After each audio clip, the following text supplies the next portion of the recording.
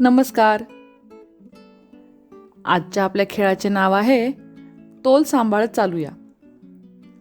आज आपण मुलांसोबत तोल सांभाळत चालण्याचा उपक्रम घेणार आहोत. जसे की आपल्याला माहीत आहे, मुलांना धावणे, वेगात चालणे, वेगाने हालचाली करणे इत्यादी करायला आवडतं. ते करताना मुलं अडखळतात, पडतात. सुरुवातीच्या काळात मुले वेगवान हालचाल करताना शारीरिक नियंत्रण करण्यास शिकतात. तोल सांभाळत चालणे ही अशी क्रिया आहे जी मुलांमध्ये शारीरिक नियंत्रण कौशल्य विकसित करण्यासाठी मदत करते. तर पाहूया हा खेळ कसा घ्यायचा.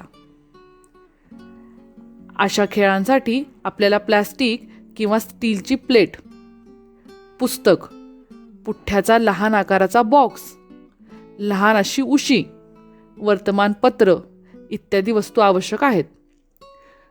कृपया लक्षात ठेवा, सर्व साहित्य हे कमी वजनाचे असावे आणि मुलांना ते सहज डोक्यावर ठेवून चालता यायला हवे. वरील साहित्यामधील 1 किंवा 2 वस्तू मुलांना ओळखण्यास सांगू. त्या वस्तूची नावे पण विचारूया.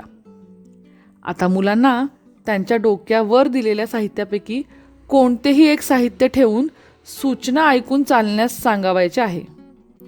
उदाहरणार्थ, डोक्यावर एक वर्तमानपत्र ठेवून सरळ रेषेत किंवा नागमोडी रेषेत मागे पुढे असे चालून दाखव बरं.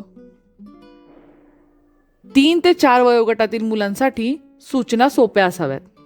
जसे की सरळ रेषेत चाल, नागमोडी रेषेत चाल. त्यानंतर हळूहळू सूचना वाढवत जाऊयात. उदाहरणार्थ, हळूहळू सरळ रेषेत चाल, हळूहळू नागमोडी चाल.